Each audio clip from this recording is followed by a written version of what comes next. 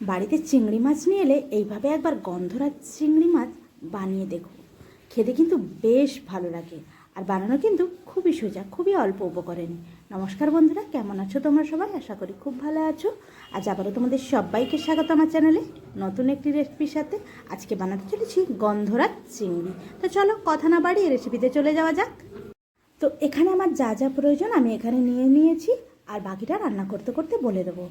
তো এখানে আমি নিয়েছি একটু আদা রসুন, একটা গন্ধরাজ লেবু নিয়েছি, কুচিয়ে রাখা কিছুটা পেঁয়াজ নিয়েছি, কাঁচা লঙ্কা নিয়েছি, সাদা তিল নিয়েছি, আর কয়েকটা লেবু পাতা নিয়েছি, আর এখানে নিয়েছি গোলমরিচ গুঁড়ো আর চিংড়ি মাছ। তো চিংড়ি মাছটা আমি খুব ভালোভাবে বেছে ধুয়ে একটু গোলমরিচ গুঁড়ো, পরিমাণ মতো নুন আর লেবুর রস মেখে এটাকে রেখে দেব। তো চিংড়ি মাছটা আমি মেখে রেডি করে নিয়েছি। এরপর এটাকে একটা সাইডে রেখে তিল আর কাঁচা লঙ্কা আর পেঁয়াজটা একসাথে বেটে নেব, আর আদা রসুনটা আলাদা বেটে নেব। এরপর একটা কড়াই বসিয়ে তেল গরম করে তাতে চিংড়ি মাছগুলো ছেড়ে দেব। চিংড়ি মাছগুলো খুব কিন্তু কড়া করে ভাজা যাবে না, একটু হালকা করে ভেজে তুলে নেব। এইভাবে একবার চিংড়ি মাছের রেসিপি বাড়িতে অবশ্যই বানিয়ে দেখো, খেতে কিন্তু অসম্ভব সুন্দর লাগে। আর বাড়িতে বানালে কেমন হয়েছে আমাকে কমেন্ট করে জানিও। তো দেখো চিংড়ি মাছগুলো আমি ভেজে নিয়েছি, এটাকে তুলে নেব। এরপর ওই তেলে দিয়ে দেবো আদা রসুন একসাথে বেটে রেখেছিলাম, ওই পেস্টটা দিয়ে দিলাম, দিয়ে একটু নাড়াচাড়া করে ভেজে নিলাম। এরপর দিয়ে দেবো যে তিল কাঁচা লঙ্কা আর পেঁয়াজ একসাথে বেটে নিচ্ছিলাম সেটা দিয়ে দিলাম, দিয়ে সব কটা উপকরণ একসাথে নাড়াচাড়া করে ভেজে নেব।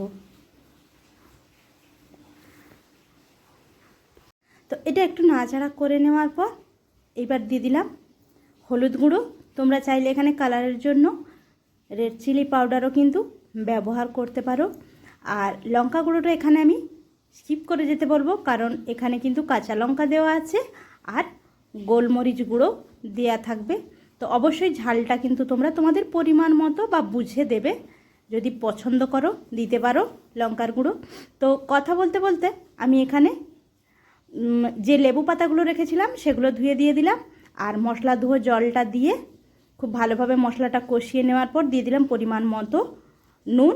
তোমরা চাইলে তরকারিতে যারা মিষ্টি পছন্দ করো অল্প একটু স্বাদ ব্যালেন্সের জন্য মিষ্টিও ব্যবহার করতে পারো, আমি আর দিলাম না। দিয়ে দিলাম আরও সামান্য একটু জল।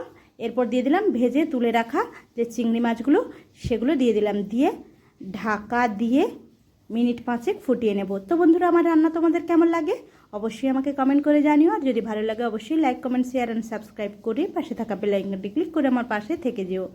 তো দেখো 5 মিনিট মতো ফুটিয়ে নিয়েছি।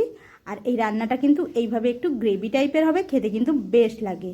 তো একটু নাড়াচাড়া করে নেওয়ার পর দিয়ে দিলাম অল্প একটু গোলমরিচ গুঁড়ো, আর দিয়ে দেব লেবুর যে বাকি অংশটা ছিল সেই অংশ থেকে লেবু রসটা নিকড়ে দিয়ে দেব।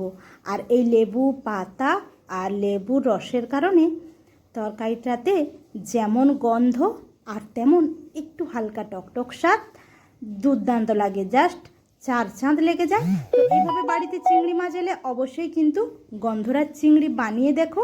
একবার বানালে কিন্তু বারবার বানানোর রিকোয়েস্ট আসবে, কথা দিচ্ছি।